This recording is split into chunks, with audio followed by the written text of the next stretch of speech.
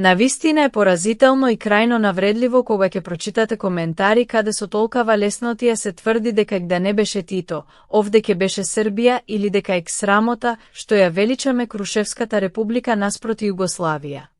Ваквото размислување е на потполно исто ниво како некој да ни каже дека сме бугари, и во двата случаи се негира самостојната македонска борба и се тврди дека ние како народ сме неспособни за своја држава без некој господар да ни ја подари.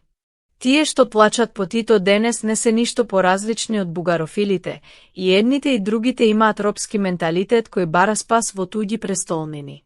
Како може да се нарекува цела вистина нешто што е само половина од приказната и тоа она најкрвавата?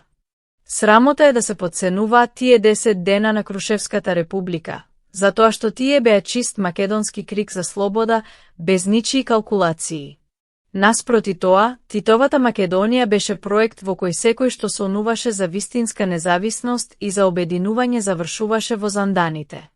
Тито е човекот кој нареди апсење на Ченто, кој ги понижи Шатев и Брашнаров и кој ги испрати македонските младинци на Сремскиот фронт да гинат за туѓи интереси, додека им забрануваше да тргнат кон Солун и да ја обединат сопствената земја. Најголемиот греф на оваа реторика е што свесно го премолчува предавството кон македонците од Егејскиот дел.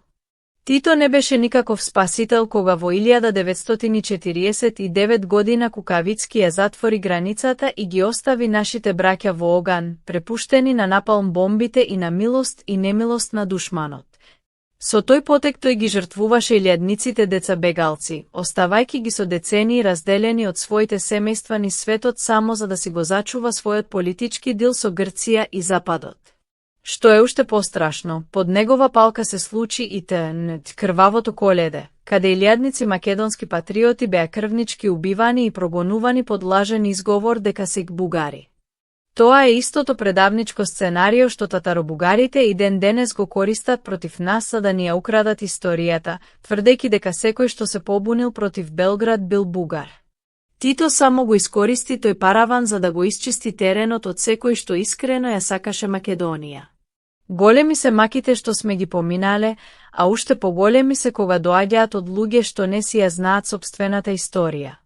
Ние станавме вистински самостојна држава дури низ тешкиот процес во 1991 и 1992 година. Тоа беше времето кога македонскиот народ на референдумот на 8 септември 1991 година јасно кажа доста е од туѓи федерации и со огромно мнозинство изгласа суверена и независна држава. Таа слобода не беше подарена од Тито, туку беше извојувана со политичка мудрост и храброст во моменти кога Југославија се распаѓаше во крв. Дури во 1992 година, со заминувањето на последната војска наина од нашата територија, Македонија за првпат по векови стана навистина господар на својата земја, на своите граници и на својата валута. За нас Тито беше само уште еден во низата крвници и окупатори кои ја држеа Македонија под своја контрола, користејќи ја како тампонзона за своите големи игри. Да се велича човек кој тргувал со македонската несреќа и кој ја осакатил македонската национална свест е плукање врз сопствениот род. Нашата државност не е подарок, туку е извојувана со крв и со децениска мака која Тито само ја канализираше по своја мерка додека му беше потребна. Крајно време е да престанеме да им се поклонуваме на окупаторите и да ги почитуваме оние што навистина изгинаа за Македонија да биде македонска, а не југословенска.